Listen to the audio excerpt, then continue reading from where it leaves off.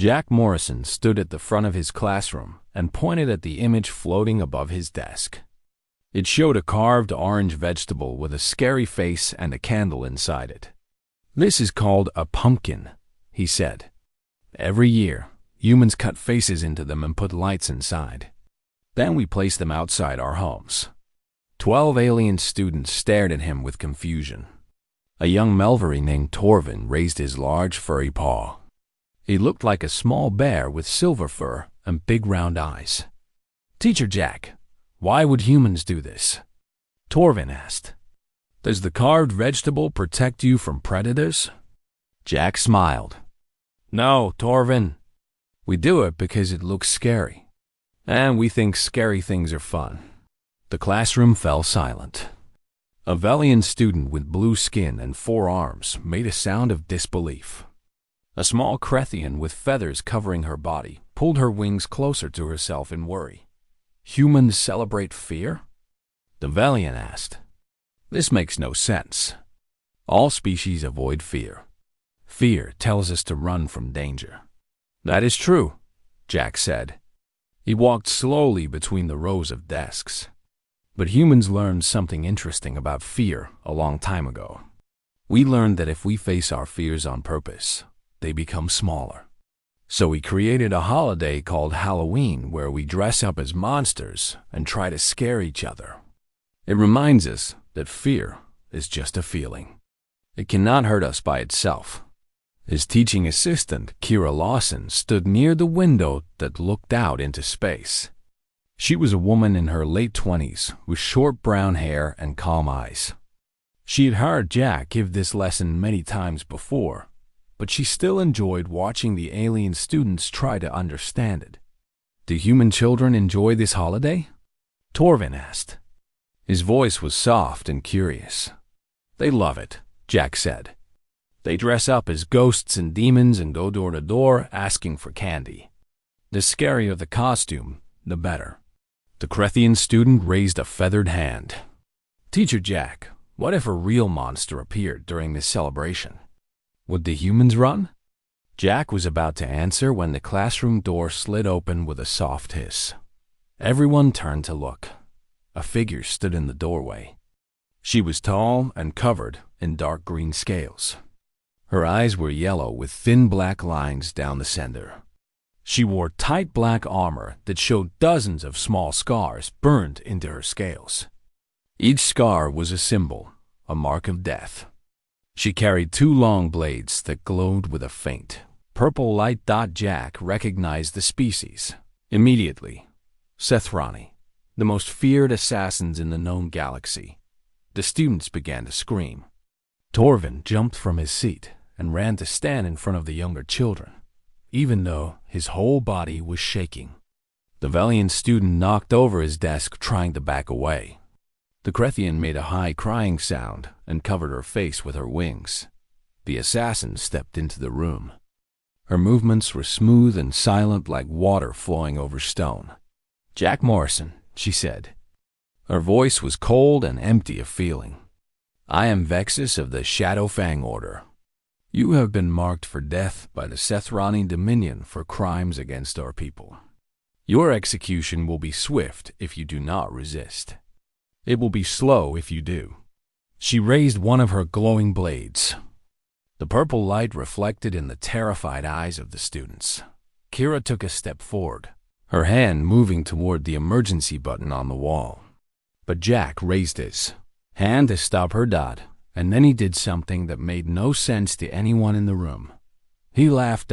It was not a nervous laugh. It was not the laugh of a man who had lost his mind from fear.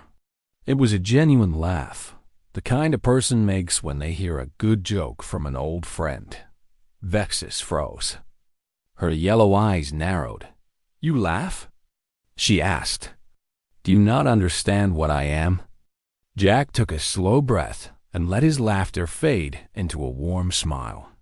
He looked at Vexus the way a teacher looks at a student who has asked an interesting question. "I understand perfectly," he said. "You are a Sethrani assassin. Shadowfang Order, you said. That means you have killed at least 100 targets to earn those marks on your scales." Your blades are neural disruptors. One touch, and my nervous system will light up with more pain than most beings can imagine. You could kill me in at least a dozen different ways before I could take 3 steps. Vexus tilted her head slightly. She had never had a target describe her capabilities so calmly. Then why do you laugh? She demanded. Jack shrugged. Because I have had a long life, Vexus. I spent 20 years in human military service. I've been shot twice, stabbed once, poisoned, and burned badly enough to need new skin grown in a medical tank. My heart has stopped beating 2 separate times, and doctors brought me back both times. I have looked death in the face so many times that we are practically old friends. He took a step toward her. The students gasped. Kira watched with steady eyes, trusting her colleague. You are offering me death, Jack continued. But I stopped being afraid of death a long time ago. So forgive me if your entrance did not have the effect you wanted. Vexus did not move. Her blades remained raised, but she did not strike. In 300 successful kills across 40 star systems, she had never encountered a target who reacted this way. Every species feared death. Every target begged, ran, or fought with desperate panic. Fear was her greatest weapon. It made her targets weak and slow and easy to kill. But this human felt no fear. She could see it in his eyes. They were calm and clear like still water. Kira, Jack said without looking away from the assassin. Please continue the lesson. Explain to the students what they are seeing right now. I believe this is a perfect teaching moment.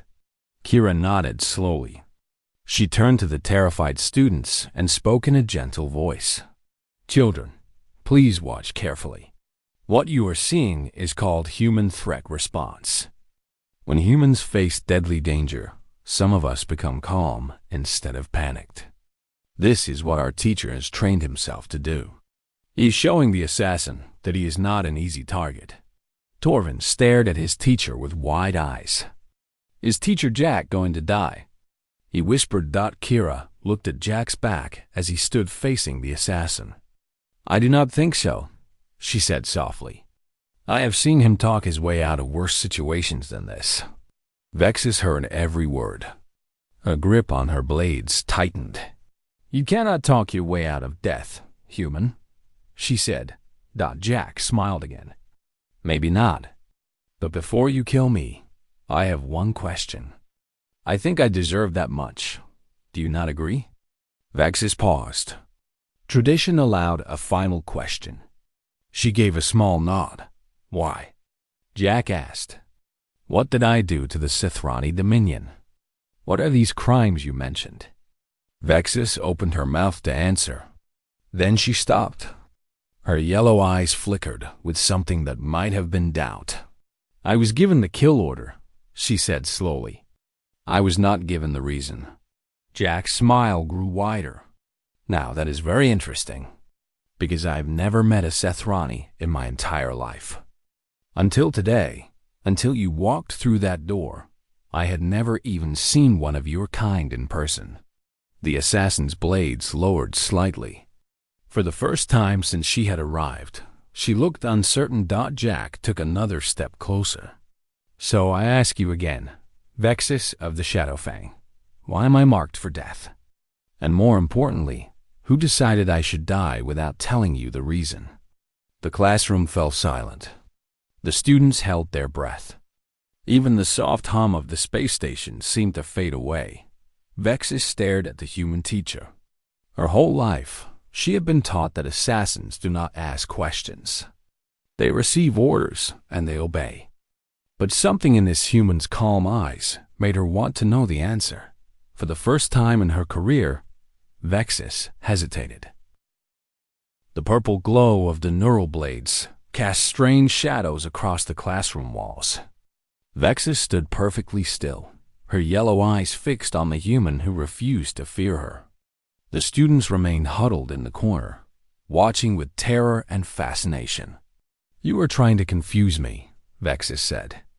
Her voice carried a hint of anger now. "This is a trick. Targets always try to delay their deaths." Jack shook his head slowly. "I am not trying to delay anything. I am trying to understand. There's a difference." He walked to his desk and leaned against it casually, as if they were having a normal conversation instead of a death threat.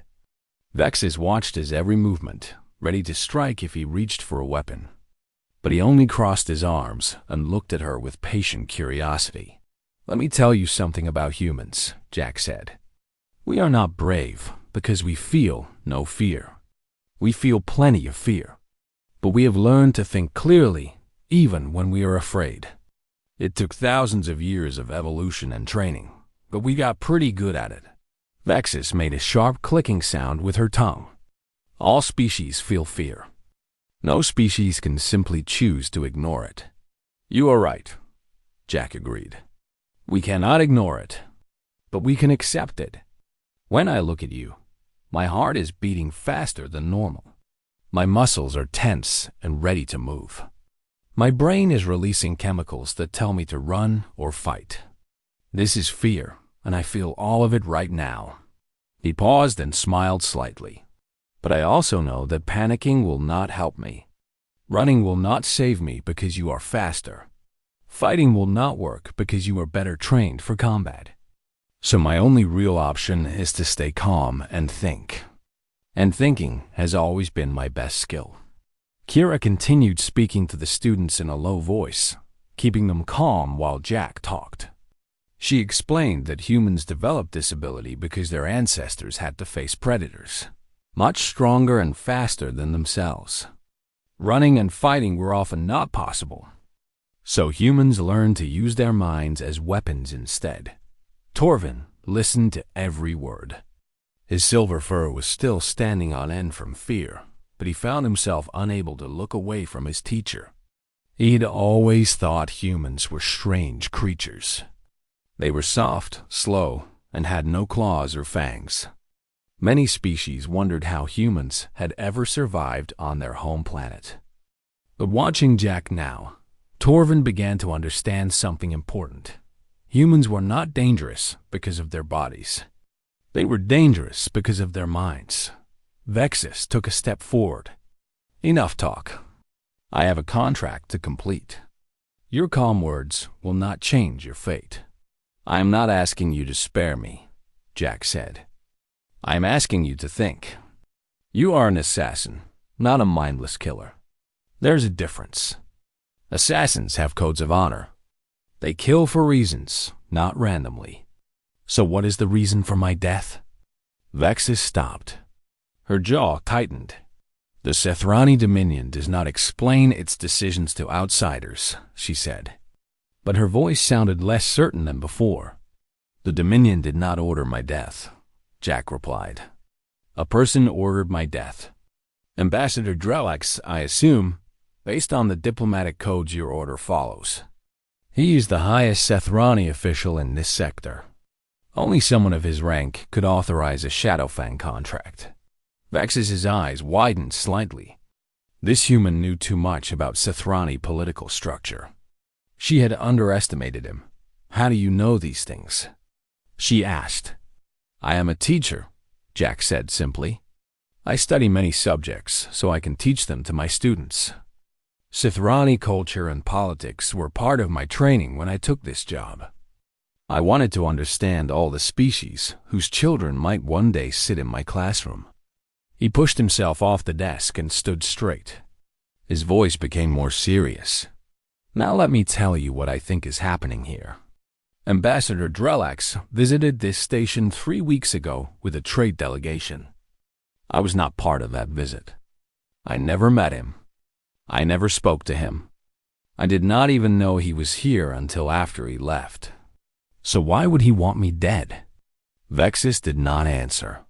She was listening now, truly listening, instead of just waiting for a chance to strike.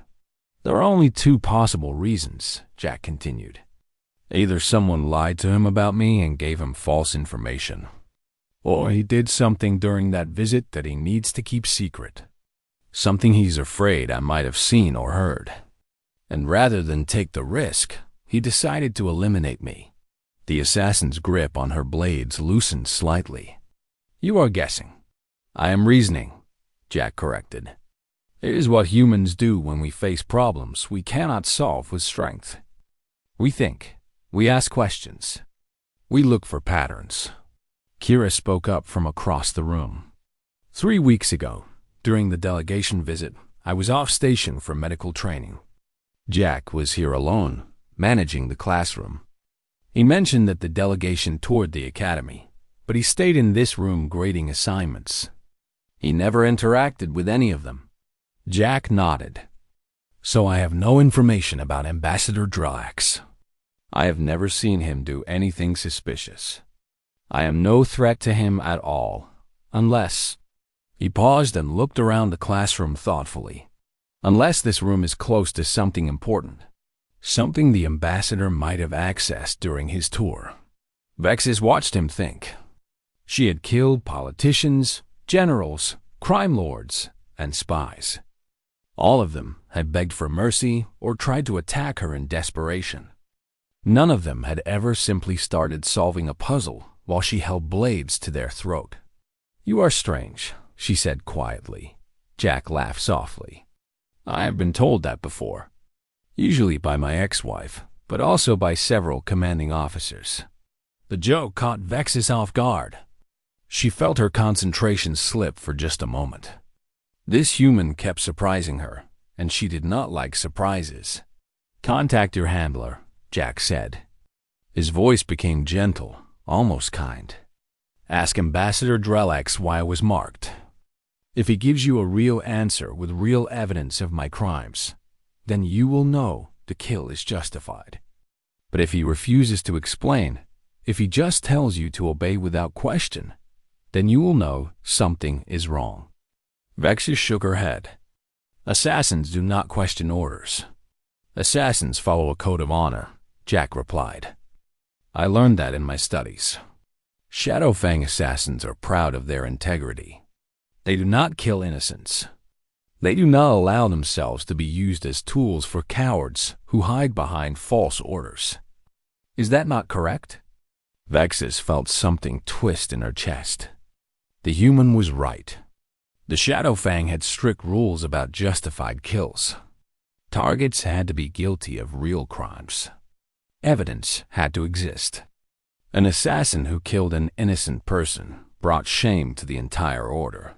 But she had never questioned an order before. She had trusted that her superiors verified every target before issuing contracts. What if they had not? What if Ambassador Drelax had bypassed the verification process? What if she was about to kill an innocent man? One message, Jack said softly. One question. That is all I am asking. If Drelax can prove I am guilty, I will accept my death without another word. But if he cannot, if he refuses to answer, then we will both know the truth. Vexis stood frozen for a long moment. The students watched in terrified silence. Kira held her breath. Finally, the assassin reached for the communication device on her wrist. She typed a short encrypted message and sent it to Ambassador Drelax. They waited. The response came faster than expected. Vexis read it, and her scales seemed to pale slightly. What does it say? Jack asked. Vex looked up at him. Her yellow eyes burned with a new emotion. Not anger at Jack, but at something else. Someone else. He says I am wasting time with foolish questions. He says I must complete the kill immediately or face punishment for insubordination. He offers no explanation. No evidence. Nothing. Jack nodded slowly. And what does your code of honor tell you about that? The assassin's blades lowered to her sides. Her voice came out rough and quiet. It tells me I have been used. The classroom remained silent as Vexis processed this realization. For the first time in 300 kills, she had stopped to ask why. And the answer had revealed something terrible. She had almost killed an innocent man to protect a liar. Vexis stared at the communication device on her wrist as if it had bitten her. The ambassador's response glowed on the small screen, each word a slap against her honor. No explanation. No evidence. Just an order to kill and be silent. In her entire career, she had never felt so foolish. Jack watched her carefully. He could see the conflict in her eyes, the way her scales shifted colors slightly as different emotions passed through her. He had studied enough about Sethrani biology to know that color changes reflected their emotional state. Right now, Vexus was cycling between anger, shame, and confusion. "I need to sit down," Vexus said suddenly. Her voice sounded tired. Jack gestured to an empty chair near his desk. "Please." The assassin hesitated, then walked to the chair and lowered herself into it. Her blades remained in her hands, but they no longer glowed with active power. The students watched in amazement as the deadly killer, who had threatened their teacher, now sat like a confused guest. Torvin raised his paw slowly. "Teacher Jack, is it safe now?" Jack looked at Vexus before answering. "I believe so. But let us give our guest some time to think. Kira, perhaps the students could use a short break in the hallway." Kira nodded and began guiding the children toward the door. Most of them moved quickly, eager to escape the strange situation. But Torvin lingered, looking back at his teacher with worried eyes. "I will be fine," Jack assured him. "Wait outside with the others. I need to talk with Vexus alone." Torvin nodded and followed the other students out. The door slid closed behind them, leaving Jack and the assassin alone in the quiet classroom. Jack walked to a small cabinet in the corner and pulled out 2 cups and a container of hot tea. He poured the dark liquid into both cups and offered one to Vexus. She looked at it suspiciously. "It is not poisoned," Jack said with a slight smile. "Humans offer drinks to guests as a sign of peaceful intentions. It is one of our customs." Vexus took the cup slowly. She sniffed it, then took a small sip. The warm liquid was bitter but pleasant. She had never tasted anything like it. "What is this?" she asked. "Tea. It comes from a plant on Earth. Humans drink it when they need to relax and think clearly." Jack sat down across from her with his own cup. For a moment, neither of them spoke. The silence was strange but not uncomfortable. "I have killed 312 beings," Vexus said finally. Her voice was flat, almost mechanical. "Politicians, criminals, traitors, spies. Every one of them was verified guilty by my superiors. I trusted the system. I trusted that each death served justice." Jack nodded slowly. "And now you wonder how many of those kills were truly justified?" Vexus looked down at her tea. "Yes, that is a heavy question," Jack said gently. "And I do not think you will find the answer today. But right now, we have a more immediate problem. Ambassador Drelax wanted me dead for a reason. We need to find out what that reason is." The assassin raised her head. "Why should I help you?" "I came here to kill you. Our species are not allies." "Because Drelax used you," Jack replied simply. "He took your honor and your skills and twisted them to serve his own secrets. Whatever he is hiding, he was willing to sacrifice an innocent life and corrupt a Shadowfang assassin to protect it.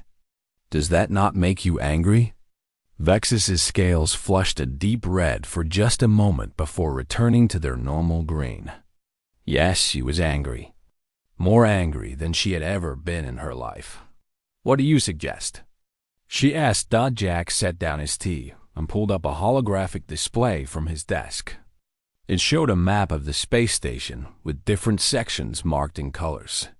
"This is the academy," he said, pointing to a blue section. "My classroom is here.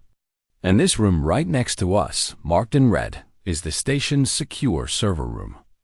It contains classified files about station security, defense networks, and diplomatic communications." Vexus leaned forward slightly. "You think the ambassador accessed those files?" "I think it is possible. The delegation toured the academy as part of their visit. It would have been easy for someone to slip away for a few minutes without being noticed. Jack stroked his chin thoughtfully. But I cannot access the security logs myself. I am just a teacher. I do not have that level of clearance. Neither do I, Vexus said. The door slid open and Kira stepped back inside. The students remained in the hallway under the watch of a security officer she had called. I might be able to help, Kira said. She walked to the holographic display and typed in a series of codes. Before I became a teaching assistant, I worked as an emergency medic on military vessels. I still have limited access to station security systems for emergency purposes. The display flickered and changed to show a timeline of security events from 3 weeks ago. Here, Kira said, pointing to a highlighted section. The Sethrani delegation arrived at 1400 hours. They toured the academy from 1500 to 1700. But look at this. She zoomed in on a specific log entry. At 1623, someone used a high-level diplomatic access code to enter the server room. They remained inside for 12 minutes before leaving. The code belonged to Ambassador Drelax. Jack felt his suspicions confirmed. He was supposed to be touring the academy. What was he doing in a restricted server room? Kira pulled up another log. I cannot see exactly which files he accessed. That information is above my clearance level, but I can see that he downloaded something. The data transfer size was significant. Several hundred terabytes. Vexus made a low hissing sound. That is enough data to contain detailed military information. Fleet positions, weapon specifications, defense codes. Espionage, Jack said quietly. Ambassador Drelax used a peace delegation as cover to steal classified information from this station. And now he is trying to eliminate anyone who might have noticed something wrong. The pieces fell into place in his mind. His classroom shared a wall with the server room. If anyone had heard strange sounds or seen the ambassador in the wrong place at the wrong time, it would have been him. Drelax could not take that risk. So he ordered Jack's death before any questions could be asked. He is a traitor to his own position, Vexus said. Her voice dripped with disgust. Ambassadors are supposed to build peace between species. He's using that trust to commit crimes. And he used you to cover his tracks, Jack added. An assassination by Shadowfang would be seen as political. Other species would assume I had done something to offend the Sethrani. No one would think to investigate the real reason. Vexus stood up suddenly. Her scales were dark red now, almost black with rage. I will kill him, she declared. I will return to Sethrani space and put my blades through his heart. No, Jack said firmly. He stood and faced her directly. If you kill him now, you will be seen as a rogue assassin attacking a government official. The Sethrani Dominion will condemn you. The Shadowfang Order will disown you. And Drelax's secrets will die with him. His eyes will cover up the evidence, and no one will ever know the truth. Vexus clenched her jaw. Then what do you suggest? Let him escape justice? I suggest we expose him properly, Jack said. We have evidence that he accessed the server room. We have his order to kill me without justification. But we need to catch him in the act of transmitting the stolen data. If we can prove he is sending classified information to enemy forces, even the Sethrani government will not be able to protect him. Kira nodded in agreement. If we report him now, he will claim the server room access was an accident or a misunderstanding. We need proof that cannot be denied. Vexus took a deep breath. Her scales slowly returned to their normal green as she calmed herself. How do we get this proof? She asked. Jack smiled grimly. First, we need to make Drelax believe he has already won. We need him to think I am dead and that his secret is safe. Only then will he relax enough to make a mistake. He looked at Vexus with steady eyes. I need you to lie to your superiors. Tell them the assassination was successful. Can you do that? The assassin stared at him for a long moment. Then, slowly, she nodded. I will do it, she said. But understand this, human. If you are deceiving me, if this is some trick to escape your death, I will find you and finish what I started. No calm words will save you a second time. Jack held out his hand in the human gesture of agreement. I accept those terms. Vexus looked at his hand with confusion, then remembered the human custom. She reached out and gripped his hand firmly. For the first time in her life, a Shadow Fang assassin made an alliance with her target. The students returned to the classroom an hour later, confused but no longer terrified. Kira had explained to them that the situation was being resolved and that their teacher was safe. Most of them seemed relieved, though they kept glancing at the corner where Vexus sat quietly, drinking her second cup of tea. Torvin approached Jack's desk with careful steps. His silver fur had finally settled flat, but his eyes were still wide with lingering fear. Teacher Jack, he said softly, I need to tell you something. Jack knelt down to meet the young Melvery's eyes. What is it, Torvin? The cub looked over at Vexus nervously, then back at his teacher. 3 weeks ago, when the Sethrani visitors came to our station, I saw something strange. I did not tell anyone because I was scared. Jack placed a gentle hand on Torvin's shoulder. You are safe now. Whatever you saw, you can tell me. Torvin took a deep breath. His small chest rose and fell as he gathered his courage. One of the Sethrani leaders walked away from the tour group. He was tall with golden jewelry around his neck. He looked important. When I was walking back from the bathroom, I saw him enter a room that had a red warning sign on the door. The sign said only authorized personnel could enter. Jack felt his heart beat faster, but he kept his voice calm. Did you see which room it was? Torvin pointed at the wall behind Jack's desk. It was through there. The room right next to our classroom. The server room.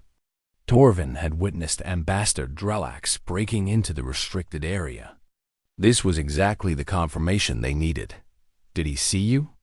Jack asked carefully. Torvin shook his head. I do not think so. I was very quiet. We Melvery learned to walk silently when we are cubs. It is how we hide from predators on our home world. You did nothing wrong, Jack assured him. In fact, you may have just helped us solve a very important problem. Vexus stood and walked over to them. Torvin immediately moved behind Jack, using his teacher as a shield. The assassin noticed this and stopped a few steps away. The cub's testimony is valuable, Vexus said. If the Sethrani High Council hears that a witness saw Drellax entering the restricted area, it will support the security logs. Jack nodded. Combined with Drellax's refusal to explain my kill order, and whatever data we can capture when he transmits the stolen files, we should have enough to bring him down. Kira had been working at her station the entire time. Now she looked up with an expression of concern. There is a problem, she said. The ambassador's ship left the station 2 weeks ago. He's back in Sethrani space now. Even if we have evidence, we cannot reach him. And if we report this to the station authorities, they will have to go through official diplomatic channels. That could take months. Drellax will have plenty of time to destroy evidence and prepare a defense. Vexus made a low growling sound. Diplomatic channels are too slow. He will escape. Not necessarily, Jack said. He walked to the holographic display and began pulling up communication logs. Drellax may be back in Sethrani space, but he has not transmitted the stolen data yet. At least, not according to these logs. The files he downloaded are still on his personal secure device. Kira frowned. How do you know that? Because if he had already sent the data to his buyers, he would not need me dead anymore. The crime would already be complete. He is still worried about being exposed, which means the transaction has not happened yet. Vexis tilted her head thoughtfully. He is waiting for something. Perhaps a secure buyer. Perhaps a specific time when surveillance will be reduced. Exactly, Jack agreed. Which means we still have a chance to catch him in the act. But we need to move quickly. He turned to Vexis. How long would it take for you to report my death through official channels? The assassin considered the question. I would send a confirmation to my handler, who would inform Drelax within hours. Once he believes you are dead, he will feel safe to proceed with his plans. Then that is what we do first. Send a confirmation. Make him believe he has won. Vexis nodded and reached for her communication device. But before she typed the message, she paused. There is a risk, she said. If I report a successful kill, and it is later discovered that you are alive, I will be marked as a traitor to the Shadowfang. My own order will hunt me. Jack met her eyes steadily. I understand the risk you are taking. I will do everything in my power to make sure the truth comes out before that happens. You have my word. The assassin studied his face for a long moment. Then she typed the message and sent it. It is done, she said quietly. Drelax will believe you are dead within the hour. Kira immediately began working at her station again. I am setting up a monitoring system on all outbound communications from Sethrani diplomatic frequencies. If Drelax transmits anything significant, we will detect it. The next several hours were tense. Jack kept the students busy with lessons to maintain a sense of normalcy, though he found it difficult to concentrate. Torvin stayed close to his desk, watching the adults work with wide, curious eyes. Vexis sat in the corner, still and silent like a statue. She had removed her blades and placed them on the floor beside her. Without the weapons, she looked almost peaceful, though her eyes remained sharp and alert. As the evening shift began and the station lights dimmed to simulate night, Kira suddenly sat up straight. I have something, she announced. Jack and Vexis moved to her station quickly. The holographic display showed a stream of encrypted data flowing from a location deep in Sethrani space. This transmission started 3 minutes ago, Kira explained. The origin point matches Ambassador Drelax's personal communication suite. The destination is a hidden server in the Outer Territories, an area known for black market intelligence trading. Vexis hissed through her teeth. He is selling the stolen data. Military secrets about this station and its defense systems. Can you capture the transmission? Jack asked. Kira nodded, her fingers flying across the controls. Already on it. The encryption is military grade, but I can record the raw data stream. Even if we cannot decode it ourselves, experts will be able to prove that classified information was transmitted to an unauthorized location. The transmission continued for several minutes. When it finally stopped, Kira leaned back with a satisfied expression. Got it. Every byte. And I have confirmed that the data originated from Drelax's personal terminal. There is no way he can deny this. Jack placed a hand on her shoulder. Excellent work. Vexis stared at the display with cold fury in her eyes. He has betrayed his own people. He has sold secrets that could endanger millions of lives. And he tried to use me to cover his crimes. Now we have the proof we need, Jack said. But we must be careful about how we use it. If we send this to the wrong people, Drelax's allies might bury it. We need to go directly to the Sethrani High Council, and we need someone they will trust. He looked at Vexis. The Shadowfang Order has a direct line to the High Council, does it not? For situations where government officials are found to be corrupt? Vexis nodded slowly. The Grey Protocol. It allows assassins to report crimes by those who have hired them if they discover the contract was based on false information. It has not been used in over a century, but the law still exists. Then you are the one who must deliver this evidence, Jack said. You are the only one the council will believe. An assassin who discovered the truth and chose honor over obedience. The weight of his words hung in the air. Vexus looked down at her blades on the floor. She had carried them for decades, using them to end lives in service of her order. Now she would use her voice instead to speak truth and bring down a powerful criminal. "I will do it," she said finally. "For my honor. For the Shadowfang. And because that lying coward tried to make me into a murderer of innocents." Jack smiled. "Then let us prepare your message to the High Council. We have a traitor to expose." Torvin tugged on Jack's sleeve. "Teacher Jack? Did we win?" Jack looked down at the young Melvery with warm eyes. "Not yet, little one. But we are about to. And it is partly thanks to you. Your courage in telling us what you saw made all of this possible." Torvin's fur puffed up with pride. For a moment, he looked less like a frightened cub and more like the brave warrior he might one day become. The message went out at midnight station time. Vexus recorded her testimony with careful precision, explaining every detail of what had happened since she entered Jack's classroom. She included the security logs showing Drellax's unauthorized access to the server room, Torvin's witness statement, and the captured transmission of stolen data being sold to black market buyers. She sent it directly to the Shadowfang High Commander and to 3 senior members of the Sethrani High Council who were known for their integrity. Then she sat back and waited. The response came faster than anyone expected. By morning, the Sethrani High Council had issued an emergency warrant for Ambassador Drellax's arrest. Shadowfang operatives seized him at his estate before he could flee.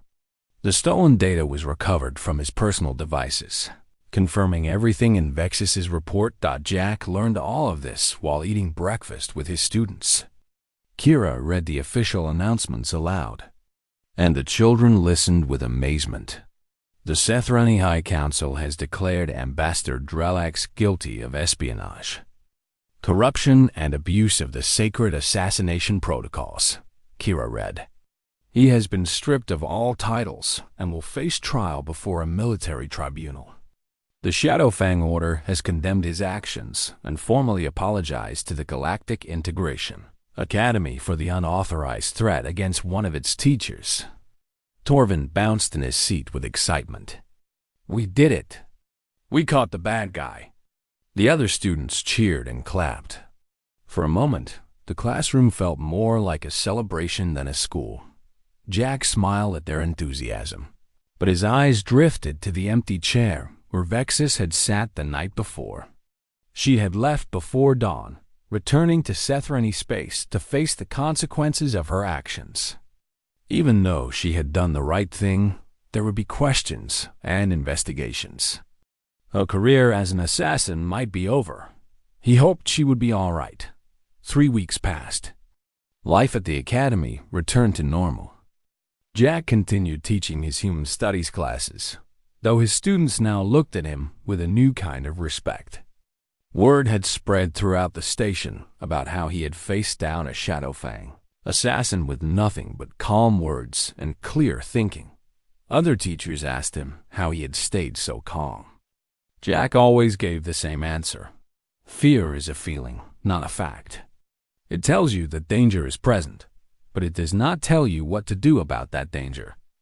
Only clear thinking can do that. And clear thinking requires you to accept your fear without letting it control you. Most of them nodded politely and walked away confused. Humans understood this lesson naturally, but other species found it strange. How could any creature feel fear and not be controlled by it? One afternoon, Jack was explaining the concept of human humor to his class when the door slid open. He looked up, expecting a maintenance worker or another teacher. Instead, he saw Vex is Dot. She looked different. Her armor was gone, replaced by simple gray robes.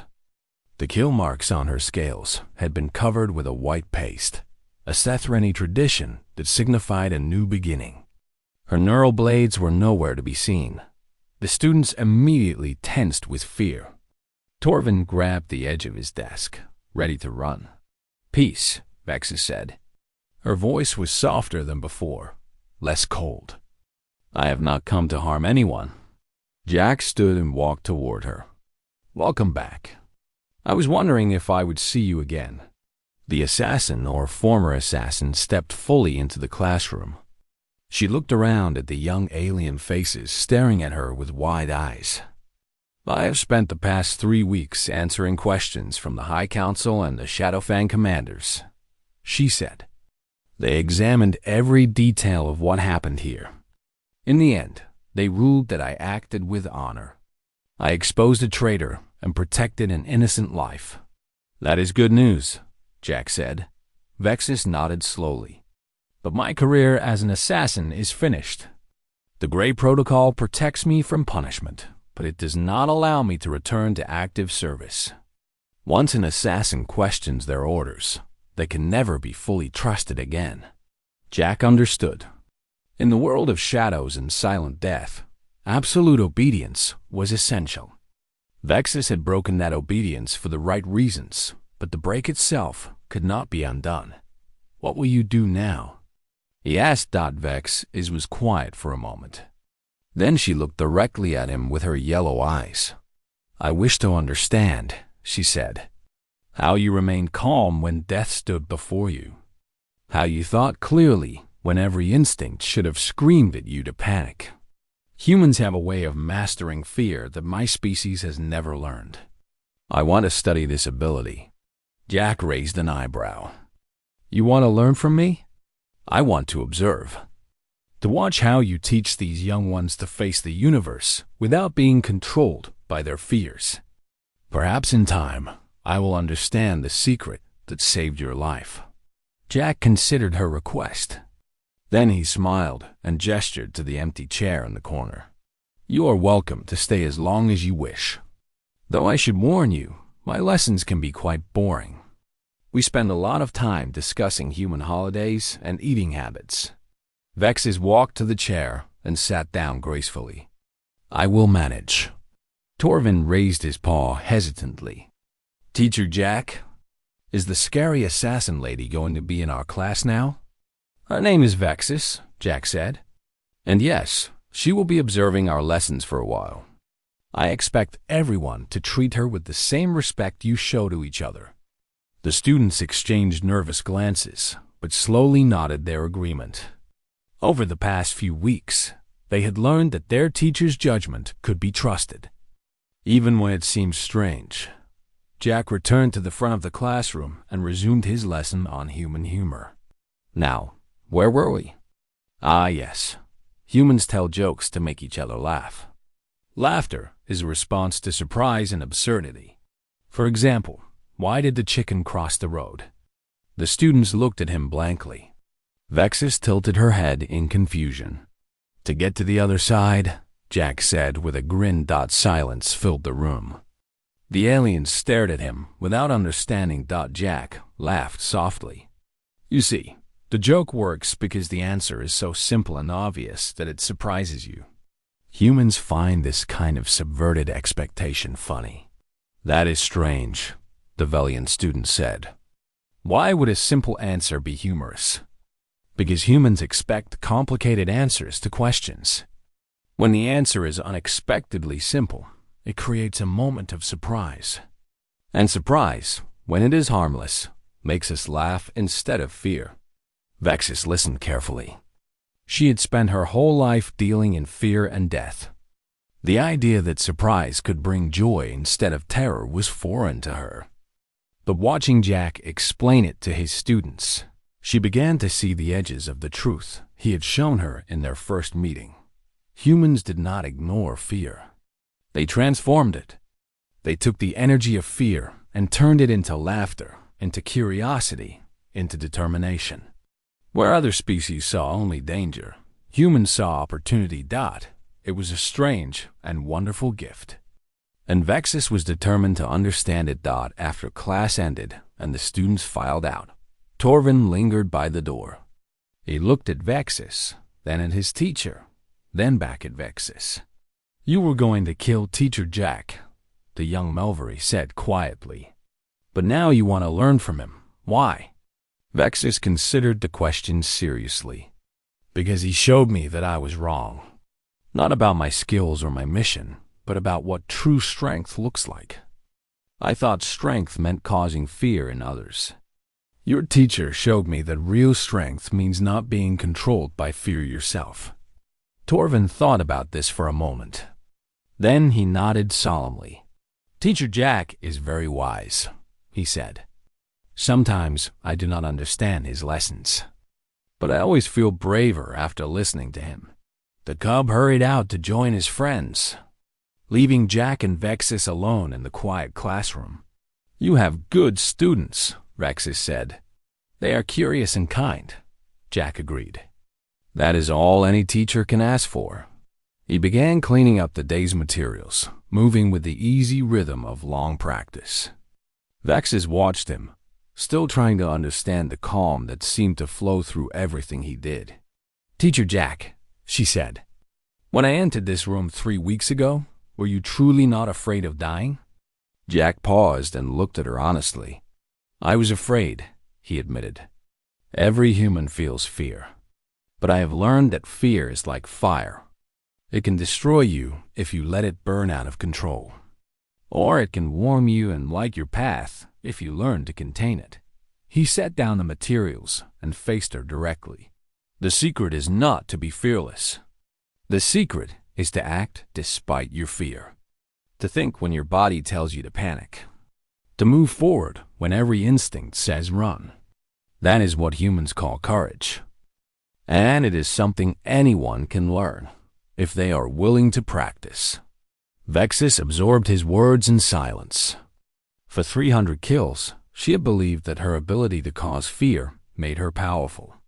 Now she was beginning to understand that true power lay in something very different, not in making others afraid, but in refusing to be afraid yourself. "Thank you," she said quietly. "I will remember this lesson," Jack smiled. "That is all any teacher can ask for."